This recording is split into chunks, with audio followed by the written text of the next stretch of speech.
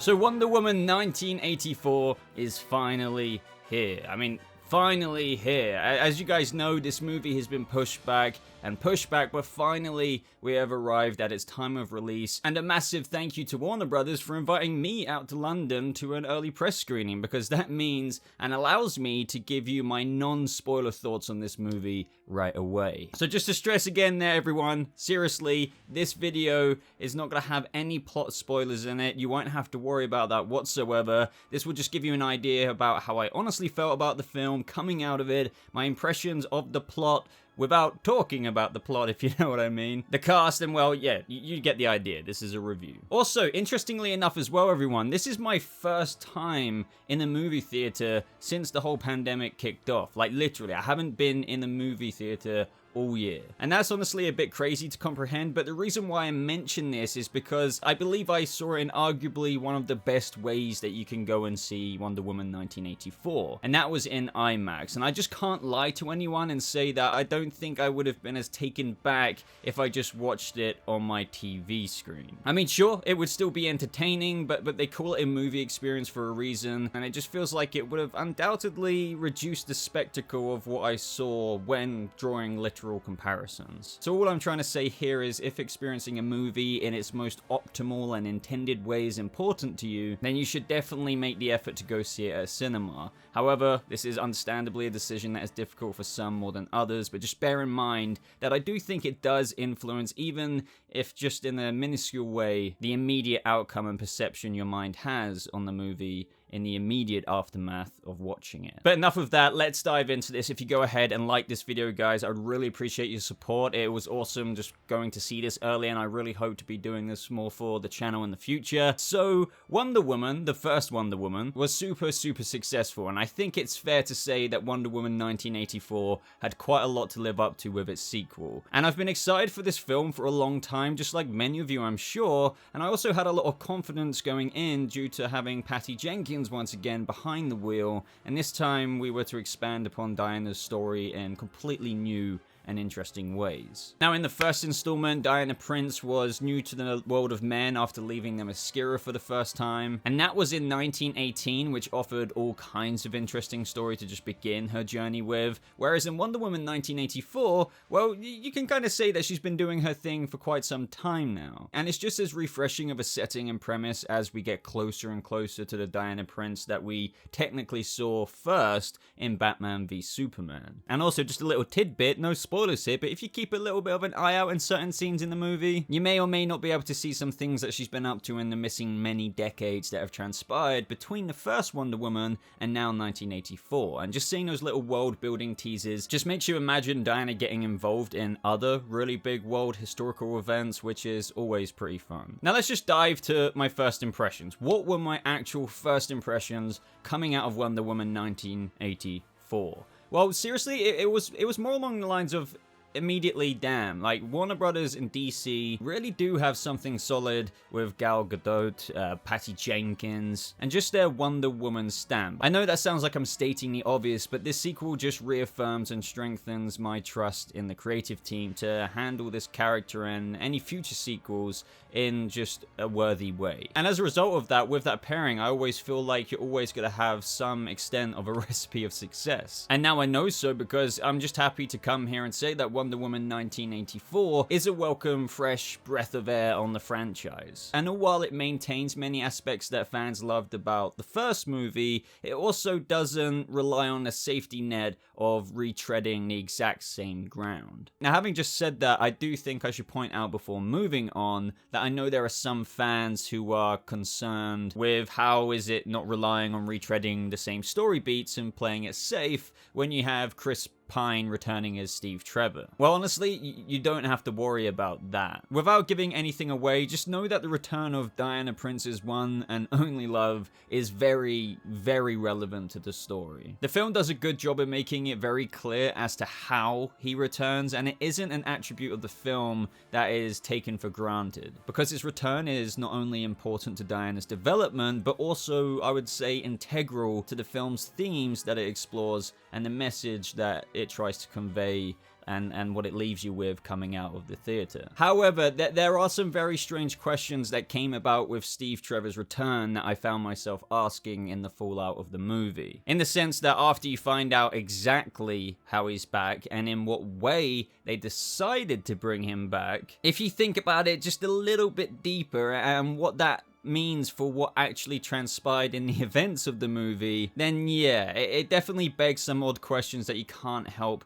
but wonder about coming out of it. Now obviously, I can't articulate this properly without getting into spoilers, but I will for sure bring this back up again in my spoiler review. Now I do want to stress though that this doesn't take away from the importance and the relevancy of bringing Steve Trevor back at all, by the way. The best way for me to put it is that I just perhaps would have opted and chosen a different route to bring Steve Trevor back because of the questions this particular method that they opted for raises. So what does this film look like? This film is shot absolutely beautifully. The visuals are stunning, at least in my opinion, that they look great. One moment that comes to mind is even the very beginning of the movie. Now, of course, as I keep saying, I don't want to give any of that away, but you'll know what I mean as soon as the movie starts. It also keeps this up well into and throughout, and all I can say is that a lot of the action and visuals were just like eye candy to me. The movie also just really quickly springboards you into some badass Wonder Woman action that I would say is in a very traditional or super traditional superhero job, if you know what I mean. It kind of demonstrates the new status quo, if you will, of what Wonder Woman's superhero activities would be like in 1984. A day in the life, you could say, that just provided funny moments mixed in with some awesome action. And it's just a very charming addition to the opening of the film, and only really serves as a taste of what is to come. But let's talk about the story and the story overall. Now, personally, and overall, I really enjoyed the main plot. As a plot that is meant to hold up a whole sequel, in its concept it serves as a more than interesting enough of an issue for Wonder Woman to deal with throughout the duration of the movie, and one that is in its very idea a very entertaining problem for Wonder Woman to tackle, to just reaffirm this again, hold up an entire sequel film. The main plot is also an idea and concept that at its very core is something that I feel like any person watching this video couldn't really help but be captivated by if it were something that was presented to us in real life, just like the characters do in the movie. So you can really understand certain characters' motivations throughout the events of the movie for not technically wanting to always do the right thing. But through the repercussions of this MacGuffin as the events of the movie unfold, shall we say, it also transforms it into a much greater danger that threatens to spiral out of control at the climax of the film, and we're talking like fate of the world level. Which, you know, of course makes sense, because I can't imagine a whole movie of Wonder Woman's just going to be some low-key side quest. Like, we knew it was going to get big. But also, just as this threat evolves and begins to spiral out of control, so do the themes and message of the film grow all the more transparent and greater, I would say. And these messages that are highlighted in the film, I think will find a way of serving as this reinvigorating introspection that an audience member can almost kind of take with them into their own life after walking out of the movie. And that just kind of brings me to the larger thing about, you know, movies and why they're made, and what Wonder Woman or Patty Jenkins tries to do with her Wonder Woman in 1984. In the respect that, sure, movies are made for entertainment, but we can't forget how they're also designed for the audience in a lot of cases to take messages home with them. And Wonder Woman 1984 just bursts with themes of love, compassion, hope, and heart that you can just take and draw the parallels into today's world. Now, if anything, it serves as one of the shining examples of what a superhero movie is meant to make an audience member feel like, having us leave that theater with those qualities in the forefront of our mind. And I'm just kind of so happy to say that in its second installment, Wonder Woman 1984, and what it does with Wonder Woman herself, nails that on the head. And despite Diana / Wonder Woman being from the Mascara and the Amazon, the story that she experiences in this movie is a very beautiful human one that we can all really connect to and relate to. As Gal Gadot has said herself about this film and Wonder Woman, Diana was learning what it meant to live alongside humans for the first time in the first movie. In this film, she has a parallel arc with humanity in that over time she has learned to feel as they do, and that is something that I feel like with this movie makes the audience connect with her all that much more than what you do in the first film even. And it's fascinating seeing how Diana, since the first movie, has almost had a life on pause to an extent, and the development for which she goes through in this film is one that everyone could take a life lesson from, of which by the end of the movie you feel on behalf of the main character very satisfied with the character's arc, a full circle so to speak, kind of neatly tying off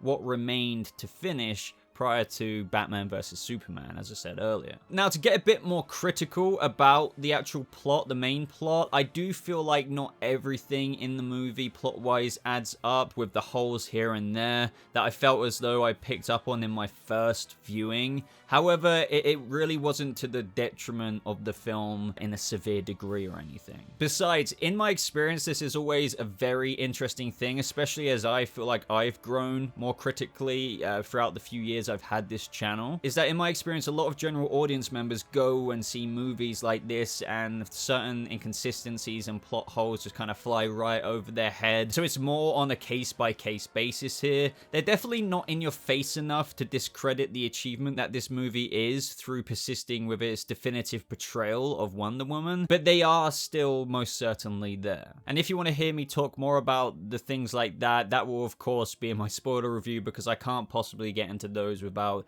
spoiling certain things. Now, Gal Gadot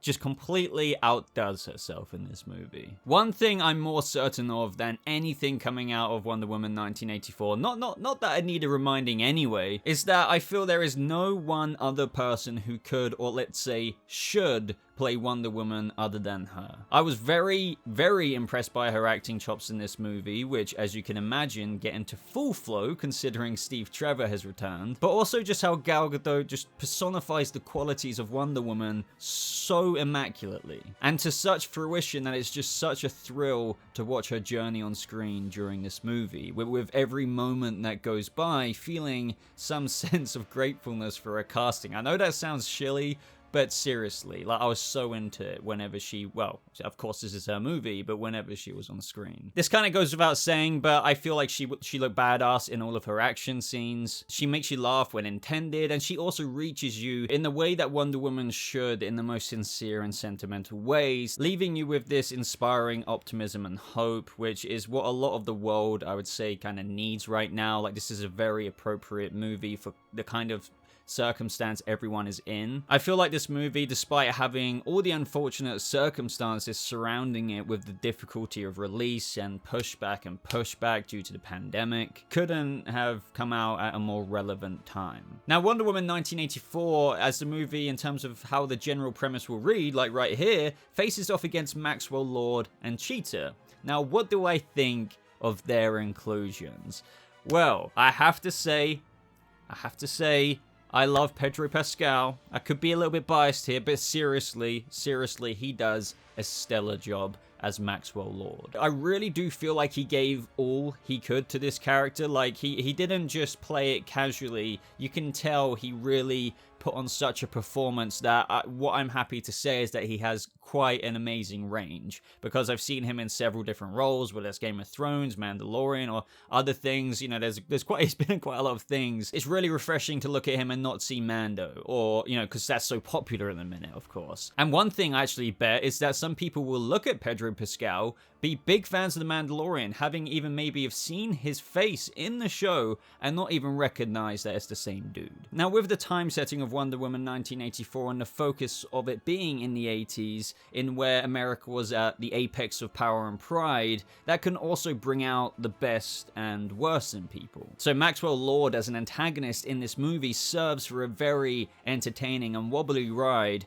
as things just get progressively worse throughout the events of the film. I feel like he's a very good example of villains aren't born, they're made, and it's just very intriguing watching the foundations of what made Max Lord Max Lord in this movie. Max Lord as well, I feel really helps or is one of the main contributors as to what helps serve the story with a very human lesson of appreciating the here and now and not really getting carried away with the desires of life or relentlessly striving for even what we value to be important when really sometimes that means we're neglecting what is actually important. And once again, to bring up the film's themes, Max Lord's motivations in the movie don't necessarily start from a sinister place. He isn't out to be evil or scam people from the commercials that you may have seen from the trailers, but during the events of the movie, he reaches a place of being desperate, doesn't want to be viewed as a failure, and in trying to portray himself as someone he isn't, it can really go to extreme lengths, and that is something I think everyone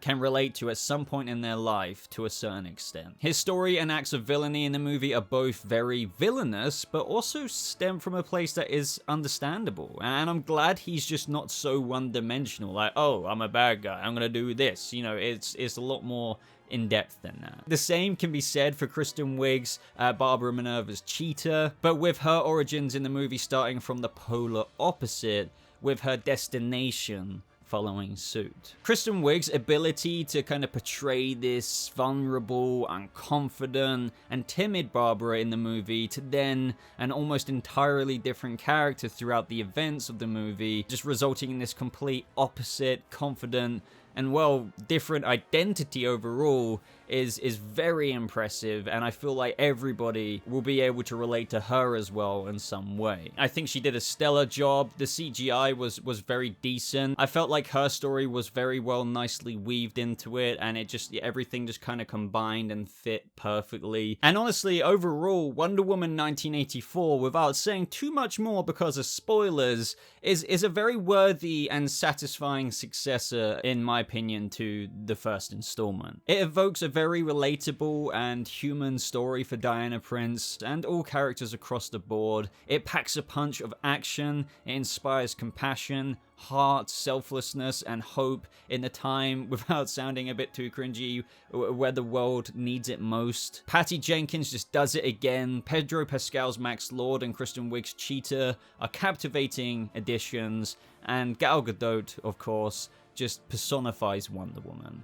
And I think I'm gonna leave it there. So I hope that gives you a good idea. I wouldn't say this movie is absolutely perfect. As I said, I can get into the more nitty-gritty details in my spoiler review. I won't be uploading that anytime immediately soon, just because considering the release dates being darted left, right, and center, and some people only watching on Christmas Day and stuff, I'll upload my spoiler review soon, but I'll keep you posted. But for now, I think you guys will have a great time with this movie. I really do feel like it will be a guaranteed satisfying watch for you all. But as for how it compares to the first Wonder Woman, that is something I'm still stumped on. I thought initially I still preferred the first one, just because the novelty of it and the way it really, I wouldn't say subverted expectations, but like it just performed very well. I suppose it subverted expectations for the DCEU's climate at the time, because it wasn't doing so well, but then Patty Jenkins came out with Wonder Woman and it did very good, and we all enjoyed that movie. It wasn't perfect, especially like the third act was a bit, but you get what I'm trying to say. And then this movie comes along, gives you more of the same. It's great, new setting, but it's like, do I prefer like the really cool first movie and how that was just really awesome, or this one? I think the more it digests with me, I'm starting to prefer the second one, but full transparency here, immediately I felt like I preferred the first one, but at the minute it's like an even split, and that's also a good thing, because if you're enjoying the second film and wondering if you enjoy it as much as the first, that says it all, doesn't it? Because it means the quality is right up there, and that means if you enjoyed the first one a lot, well then, I'm sure you're going to enjoy this one. So if you enjoyed this video, everyone, I would really appreciate a like. I put quite a bit of effort into articulating my non-spoiler thoughts in the most non-spoilery way. Once again, massive thank you to Warner Bros. For inviting me to the early press screening and giving me the opportunity to have these non-spoiler reviews up on the channel for you guys. But subscribe if you're enjoying the videos. Check out the top pinned comment. Lots of links and information in there as always. But thank you so much for watching. I hope you all have a lovely rest of your day, and I'll see you them Amazons in the next video. Goodbye.